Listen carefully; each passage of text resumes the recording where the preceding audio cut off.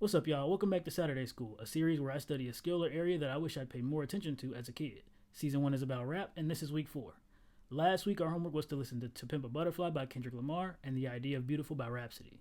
Now, before we check our homework, I want to make sure I remind y'all of the rules. Rule number 1, listen to the album without stopping. No breaking it up, no listening to it in pieces. Rule number 2, listen to the album in order. Start with track 1, end with the last track.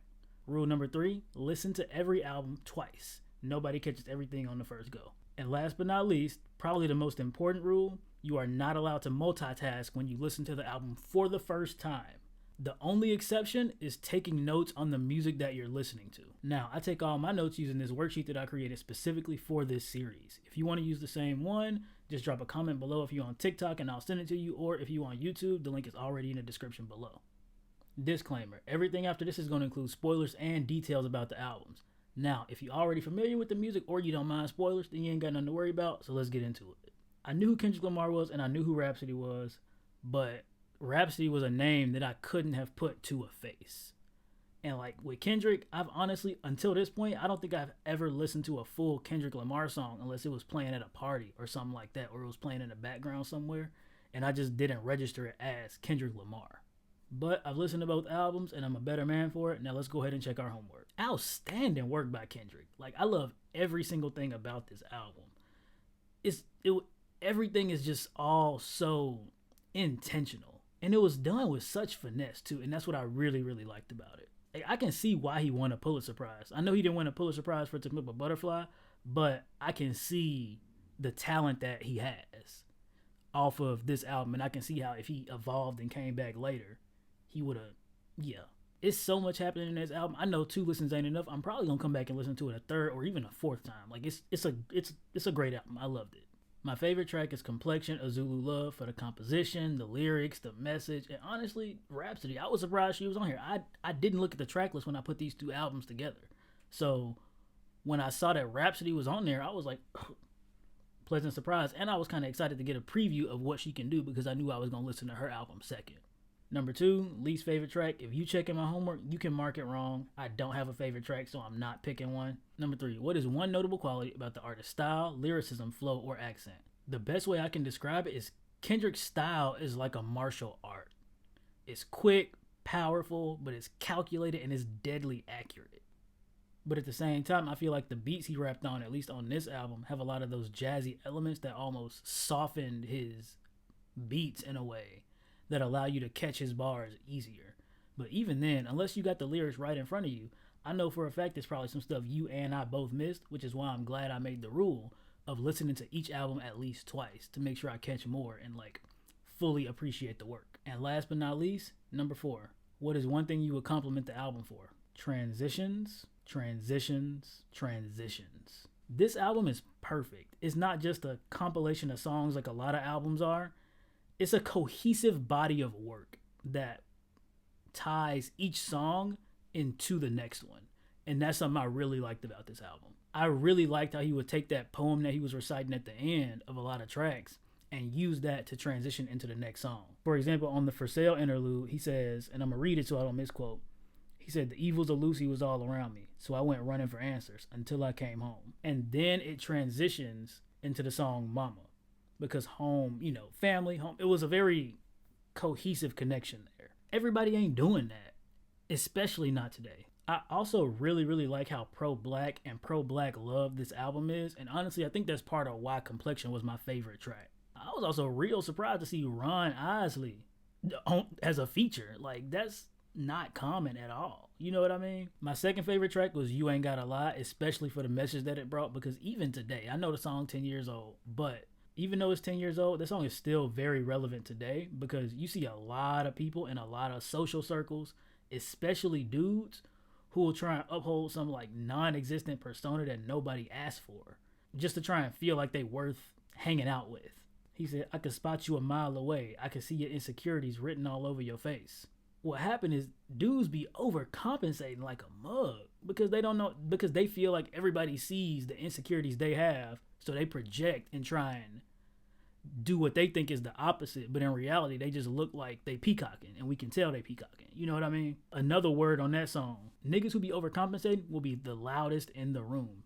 That's a complex. And the thing is, the people who be the loudest in the room that are overcompensating and have all these insecurities, they are the loudest. So what happens is these following ass niggas that don't have their own perspective or mindset will think, oh, well, if this person is the loudest, they're getting the most attention, whether that attention is good or bad. And they think if I do this, I can get attention. And it perpetuates this cycle of ignorance, and it gets on my nerves so bad.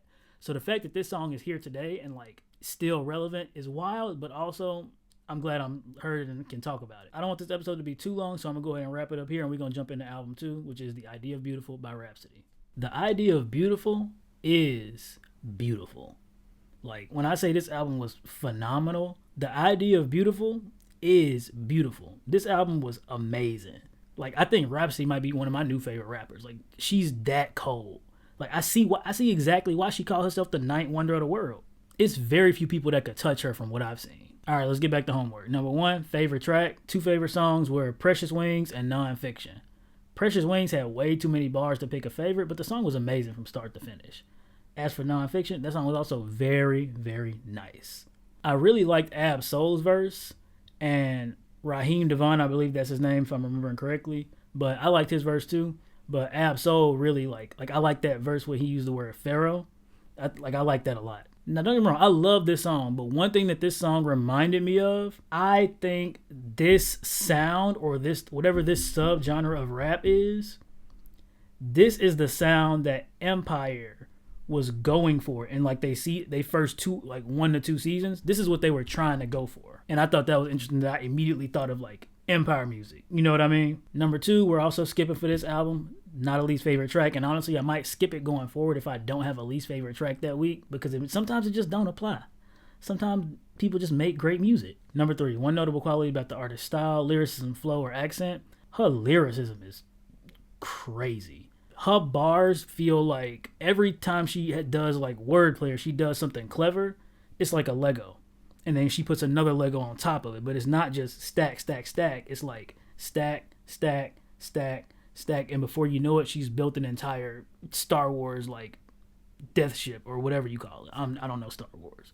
But you know they got the Legos. You know, she builds something she builds a completed work while also finessing little tiny pieces along the way.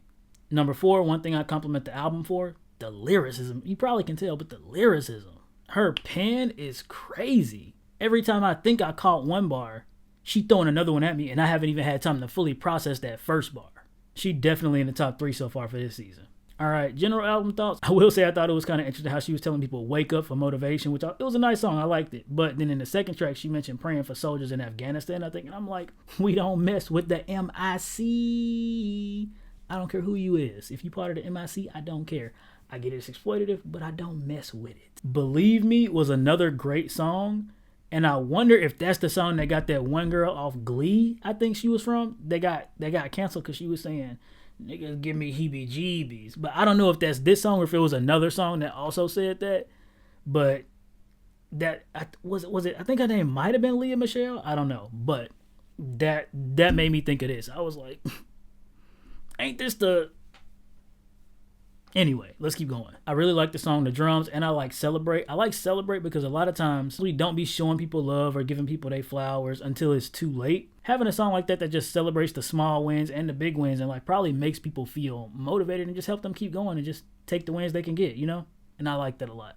I really like Good Good Love a lot too. And one line I really like was tired ain't through, that they kept repeating throughout the chorus, because just because you tired don't mean you at the point of giving up. You close, but that don't mean you through. That don't mean you giving up. So that means that something there could still be fixed. And in the song, Rapsody is tired and honestly probably through, but it's people around her, like what sounded like her mom on the phone, trying to encourage her to keep going and keep trying, even though she was ready to give it up or call it quits. You know what I mean? In the Town gave me Runaway Love vibes, but just more so rap, more rap than R&B. It's social commentary on a lot of stuff that happens every single day in society that we just don't talk about or that gets overlooked because those types of people aren't valued by society a lot. I also like how she pointed out that it's a cycle and that it can be a very vicious cycle, and that's real hard to break. When I Have You was another song that I really, really liked, because she was just showing love to all the people that have helped her out and supported her over the years, I guess. And I think that's cool because all the people she loves have a song that they can go back and replay if they're ever in a situation where they can't talk to her. If they forget, they know for a fact she put that in a song. She memorialized her love and appreciation for them in a way that they and the rest of the whole world can hear together. Now, the Believe Me remix was good just like the original, but I didn't really have a preference for one over the other. They both were just good songs to me. Okay, last but not least, which album do I prefer? After careful deliberation, weighing both sides, I would have to say my favorite album is To Pimp a Butterfly. Now, let me tell you why. I really enjoyed both albums thoroughly. Like, neither album had a single bad track. But what I will say is, while I like the idea of Beautiful for individual track listenability, like, I can take one of those songs and put it on a playlist or listen to it as a one-off. Like, I can just be, I want to go hear this song right now. You know what I mean? I want to listen to When I Have You right now. I can do that.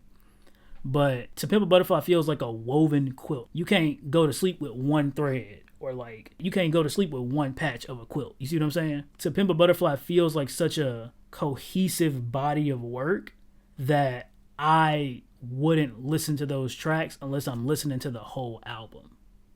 And I don't think that's a bad thing, but the fact that the album feels that intentional all around makes me choose it as my favorite album. Now, if we were going just off like lyrics and wordplay, I probably would have picked Rapsody because I like her style of wordplay and lyricism. Another comparison I thought of is if the idea of Beautiful is a TV series, To Pimp a Butterfly is a movie. Like, you can watch episode 1 this week and episode 2 next week, and you can love both episodes and talk about it for the next 3 years because you love that show. But at the same time, To Pimp a Butterfly feels like you have to go to the movies and sit in the chair with your popcorn, and you have to sit there for 3 hours and only like focus on that movie. You see what I'm saying? Like, it feels like something you do in one go. But just like I would binge one of my favorite TV shows, I would binge and re-listen to the whole album. But I can also go and just rewatch one of my favorite episodes. Like, I can go listen to one of the songs off The Idea Beautiful. But with To Pimp a Butterfly, I feel like I would have to sit down and watch that in one go because that's just how I felt the music. Okay, that's all of my thoughts. All we got left to do now is wrap up and give you homework for next week. All right, next week we flying back to New York and flying back to the past a little bit. We listening to 3 Feet High and Rising by De La Soul and Dirty Harriet by Digga. Let me know your thoughts in the comments below. If you like this, give it a like, leave a comment, subscribe, give me a follow if you like what I'm doing. I think that's everything for today. So, class dismissed.